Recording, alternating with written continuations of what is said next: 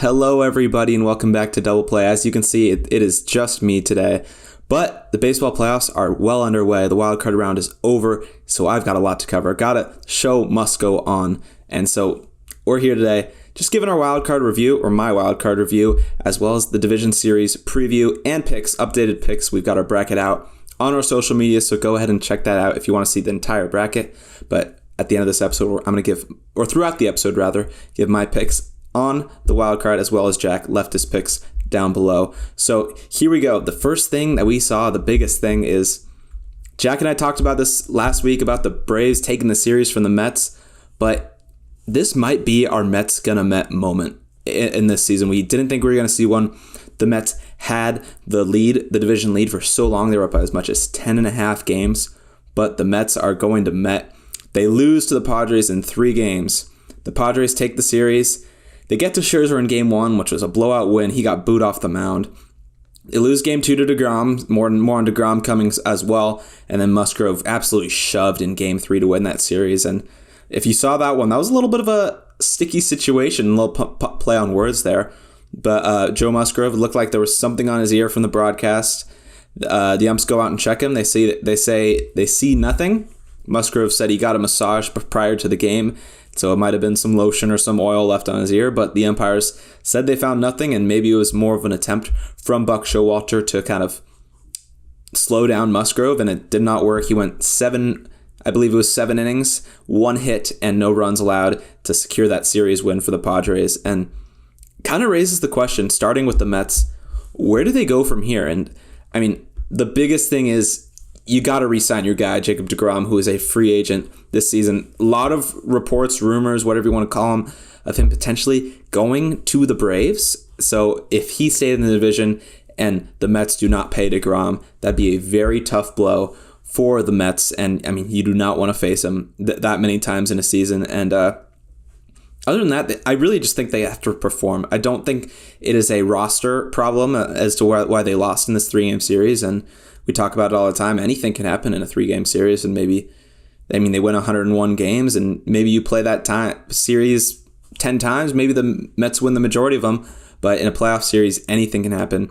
And the Padres took this one, and now that leads to the Padres going to face the Dodgers in the National League Division Series, and this is going to be a big matchup for both Dodgers and Padres fans.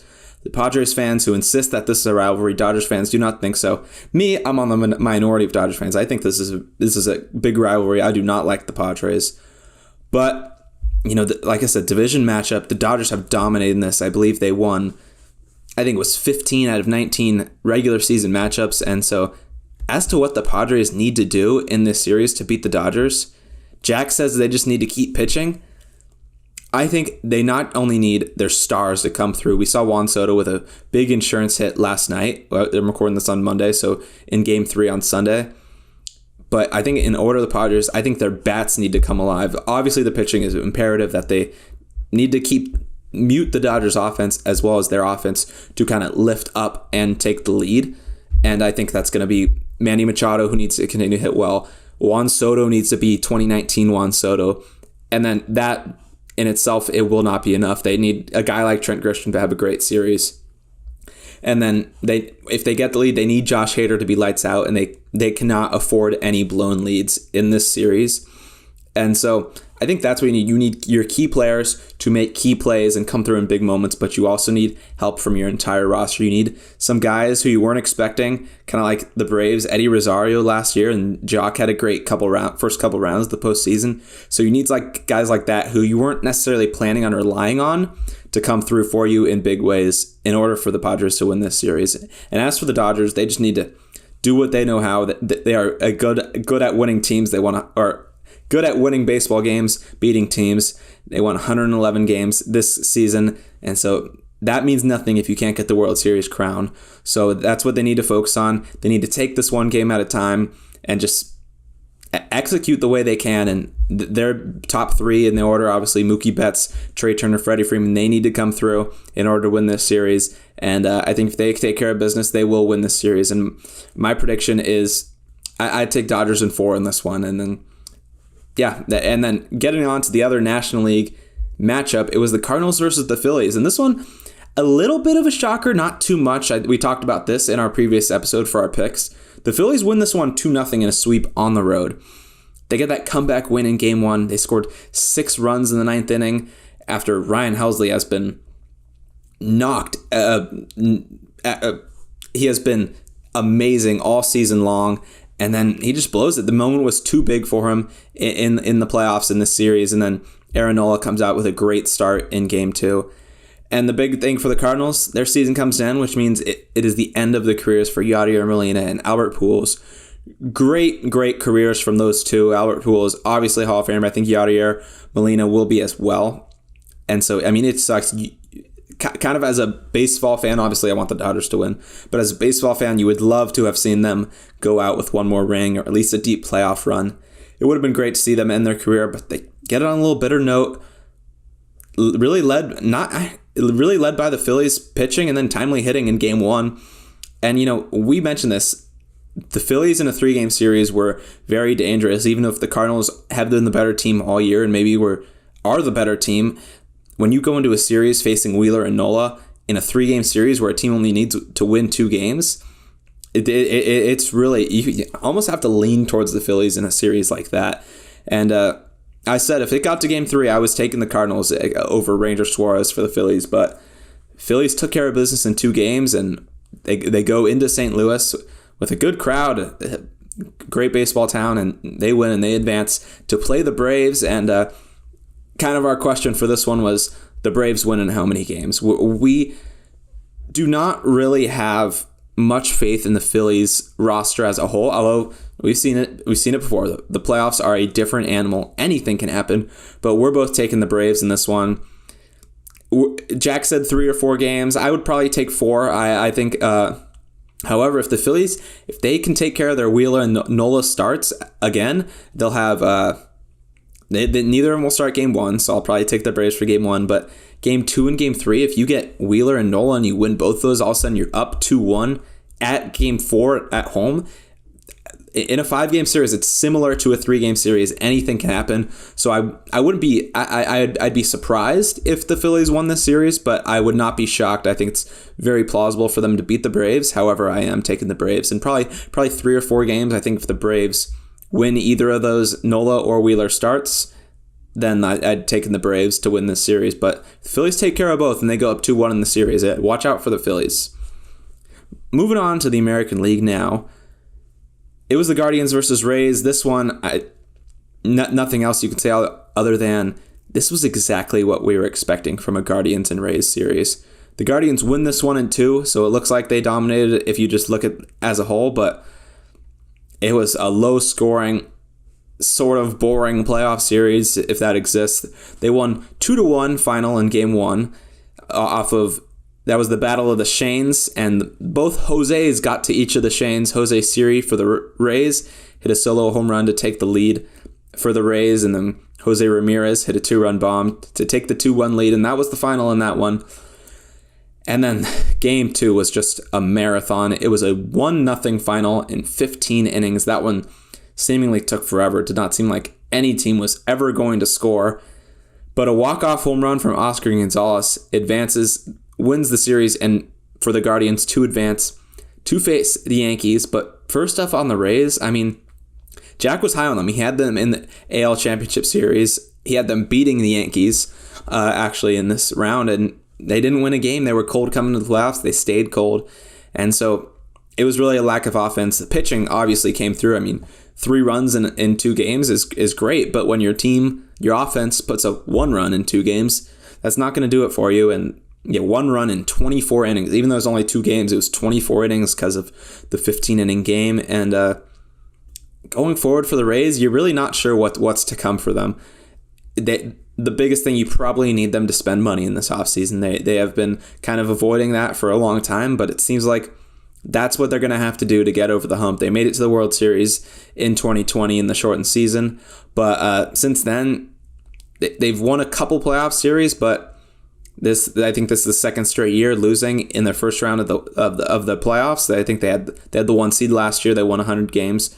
This year they're the last team in, and they don't advance out of the wild card round. So interesting to see what this means for the Rays going forward. But That's where it leaves them for now. They've got some questions to answer in the offseason. 1 run in 24 innings. That is not going to cut in the playoffs, especially on the road. Yeah, but now the Guardians, they go on to face the Yankees. And the first thing I wanted to highlight with the Yankees was the Aroldis Chapman saga, which is seemingly still coming out with news. It's still a little bit of a developing story. We have a lot of the answers now, but Aroldis Chapman is going to be left off the Yankees postseason roster. And what was originally Aaron Boone said that he missed a team workout for a reason that was not good enough, unexcused to the Yankees. And then Aroldis Chapman came out and he basically said, he asked the Yankees, am I going to be on the playoff roster? And they said they couldn't give him a definitive answer. He said, I'll be at the workout if I am. And they wouldn't give him an answer. So they left him off. They told him, don't come back, stay in Miami. And it looks like he's going to be a free agent this year. And it looks like his time with the Yankees is finished. I don't believe that they'll make amends. And if they advance, I don't think they'll advance. He'll be on the roster in future postseason rounds. But as for picking this one, I took the Guardians originally in our bracket. I thought the Guardians were going to make a little bit of a run. The 3 runs in 24 innings in the wild card round is a little discouraging, but I'm sticking with the Guardians. I'm just going to stick with my original pick here. I think I would take the Yankees in Game 1 at home with Garrett Cole over Cal Quantrill, but then you got Shane Bieber versus Nestor Cortez, then you got Tristan McKenzie versus it's Luis Severino, and I like the Guardians in both those games. One of them will be at home. So I think if you win both of those, it's 2-1. It's a similar series to the Phillies. If you can take care of business with your aces on the mound, then you're in a good position. But, I mean, that's easier said than done, especially in a playoff series. You'll be in Yankee Stadium, which is a hard place to play in the postseason. You get one of those games at home, and hopefully your crowd's bumping. Hopefully it won't be an elimination game for you, because I think if they go down and lose Shane Bieber's start and lose Game 1, if they go down 2-0, I don't like their chances to win 3 straight. You could say that about really any team. If you go down 2-0 in a 5-game series, your chances aren't good. But Jack's picking this one. He wasn't sure how to feel about this one. He took the Yankees. Originally had them losing to the Rays. Guardians beat the Rays. He's not going to take the Guardians to beat the Yankees. He's still taking the Yankees to advance the championship series. And then the final playoff series, or the wild card series that was this weekend, it was the Blue Jays, it was the Mariners, and the Mariners magic. They beat the Blue Jays into another 2-game sweep on the road. We saw a couple of these in the wild card round. They get to Alek Manoah in Game 1, which was big. They got 3 runs in the first inning of a Cal Raleigh 2-run home run after a run already scored, and then they had that epic comeback in Game 2. They came down from 8-1 to win that series, courtesy of the Raleigh shoe. If you didn't see that, that was a fan at T-Mobile Park in Seattle. They had a little watch party there, or big watch party rather, but he puts his shoe on his head, calls it the Raleigh shoe, and soon enough the whole stadium has their shoe on their head, and it works. And it ended the Blue Jays movie of a season that Vladdy said that they were going to have. Last year was the trailer, this year's the movie. That movie was a train wreck, and his house, but Yankees clinched the division there, and then the Mariners go and take 2 of 2 to win that series and move on to face the Astros.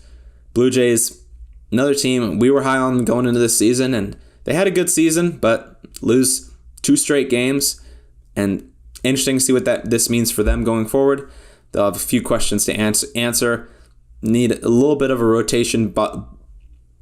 They have 2 good guys. Alek Manoah, they should lock up for long term. He's going to be a dog. He's a dog. He's going to be an ace.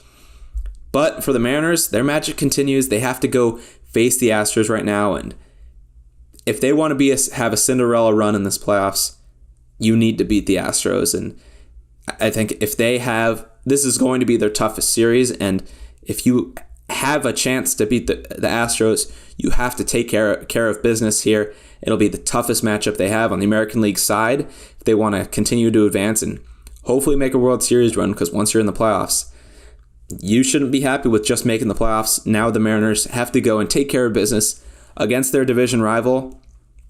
However, looking at this matchup on paper, in a 7-game series, the story might be a little bit different, but in a 5-game series, I don't like the matchup for the Mariners that much.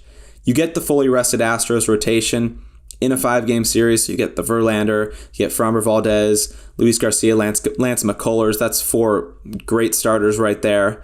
And then you're also 7-12 versus the Astros this year.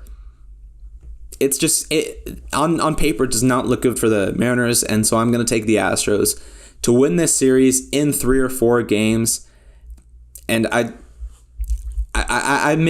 would lean towards 4. However, the 1-2-3 punch for the Astros, you can compare with any 1-2-3 punch in the league. Framber Valdez has been amazing this year. Obviously, Justin Verlander will probably win the American League Cy Young. Jack went with the same pick for the same reasons. The Astros dominate the Mariners in the regular season. He's taking the Astros in 3 or 4 games to end the little Cinderella run that the Mariners are hoping for, and they're on a little bit. They weren't favored in that original series against the Blue Jays, but maybe they'll shock some more people, shock the world, and really be that Cinderella team, because I am rooting for them, of course. I mean, of course we're rooting against the Astros, but just for the Mariners in general, I would love to see the Mariners make a deep playoff run, and that's where our picks stand for this division series. It's no doubt going to be a fun one. Leave your picks down below if you are on Apple or Spotify. Go to any of our social medias. Leave us a comment there of who your picks are. We'd love to interact with you. We really try and make this channel an interactive experience. Leave a comment down below if you're on YouTube. Love to interact with you there. Make sure you leave a like, subscribe for more coverage throughout the entire playoffs, and go follow all of our socials. If you are on Apple or Spotify, those are down below in the description. And if you are on YouTube, you see them on the screen right here. You got our Twitter, Instagram, and TikTok. Just keep you updated on all of them. We like to do live tweets, and we might have something special coming this week for maybe some live streams of us, Jack and I, getting on a call or something, a FaceTime and a Zoom, watching the games and interacting with some comments. But for now, I've been double play. Jack obviously is not here. He left his analysis through me, so we've been double play. Short episode this time because Jack isn't here, but we are excited for postseason baseball, and we will be back probably next week with a division series recap and a championship series preview. That is exciting stuff. Until then, go watch some postseason baseball and have a great one, and see you later.